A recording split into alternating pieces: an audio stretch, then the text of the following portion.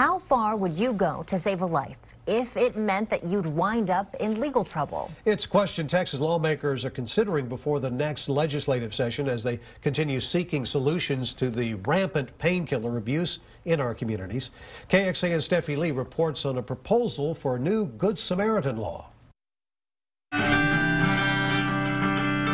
Recovery Unplug's medicine for healing is music. Using music to connect to people's spirits, using it to help them go deeper in their therapy. Director of Outreach Joseph Gorordo is almost a decade sober, now helping others recover from drug abuse. Just off the top of my head, I can think of several times where I was in situations where either myself or somebody else was overdosing. He says in those moments, fear overpowers the person. The typical response is to just, you drive to the ER, you drop them off at the door, and you go.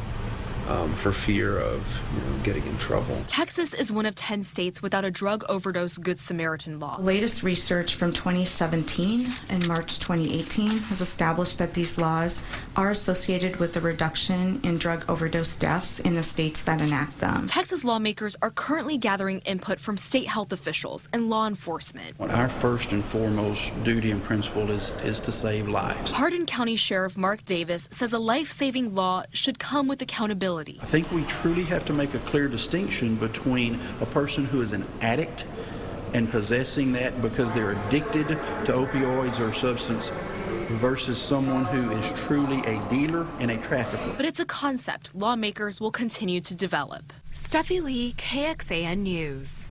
It is important to note not all Good Samaritan laws related to drug overdoses are the same. Some states have included drug diversion programs or drug treatment courts to help defendants who have a substance use history.